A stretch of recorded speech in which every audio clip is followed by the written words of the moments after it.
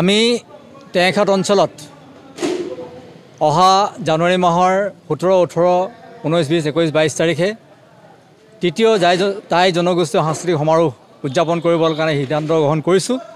আৰু সেই সিদ্ধান্ত মৰ্মে আমাৰ যিখন সমিতি বনোৱা হৈছিল এই সমিতিৰ আজি এখন বিশেষ আমাৰ কাৰ্যনিৰ্বাহী সভা অনুষ্ঠিত কৰিছোঁ।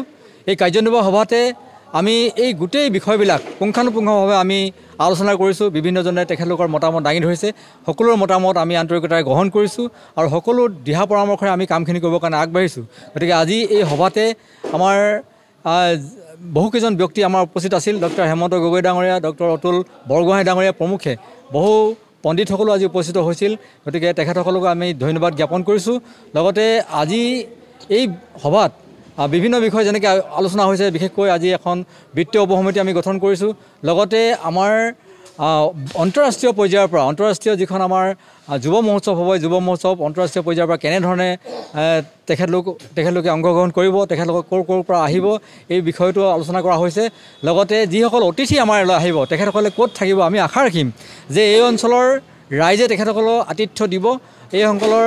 এই অঞ্চলৰ যিমান আমাৰ জ্ঞাতিবৰ্গ আছে তেখেতলোকৰ ঘৰত যদি আমি এটা হোম ষ্টে নিচিনা কৰি কিনে আমি তৈয়াৰ কৰি যদি তেখেতলোকক ৰাখিব পাৰোঁ তাৰ বিষয়ে আলোচনা কৰা হৈছে।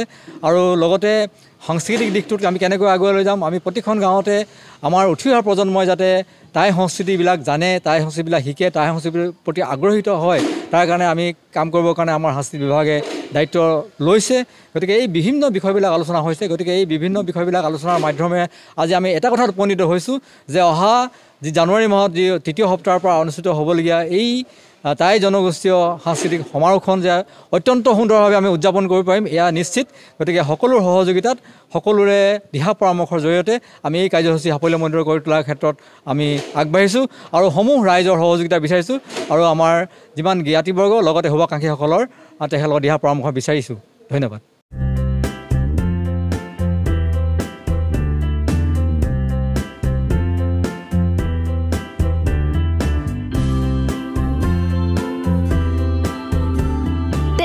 বাখীৰ বাবে সুখবৰ। RG মটৰ্ছৰ অধীনত মুকলি কৰা হ'ল NKS হিৰো নামৰ দুচকীয়া বাহনৰ শ্বৰুম।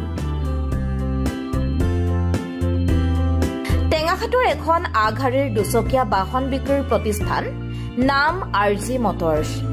টেঙাখাটবাসী গ্ৰাহকৰ সুবিধাৰ বাবে এই প্ৰতিষ্ঠানে ইতিমধ্যে য়ামাহা, TVS আৰু হুণ্ডা কোম্পানীৰ দুচকীয়া বাহনৰ শ্বৰুম মুকলি কৰি গ্ৰাহকৰ পৰা পূৰ্ণ সঁহাৰি লাভ কৰিছে। সম্প্ৰতি টেঙাখাট বজাৰ তিনিআলিত RG মটৰ্ছৰ অধীনত NKS হিৰো নামৰ এটি হিৰো মটৰচাইকেলৰ শ্বৰুম মুকলি কৰিছে। এই শ্বৰুমত গ্ৰাহকসকলে নিজৰ মন পচন্দৰ হিৰো কোম্পানীৰ যিকোনো মডেলৰ মটৰচাইকেল অথবা স্কুটি সহজেই কিনিব পাৰিব। ইয়াৰ উপৰি প্ৰয়োজন সাপেক্ষে গ্ৰাহকসকলে ইয়াত ইজি ফাইনেন্সৰ জৰিয়তে বাহন ক্ৰয় কৰাৰ সুবিধা গ্ৰহণ কৰিব পাৰে।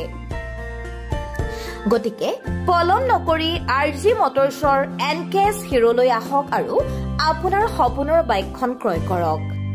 সবিশেষ জানিবৰ বাবে 9954696321 নম্বৰত যোগাযোগ কৰিব পাৰে।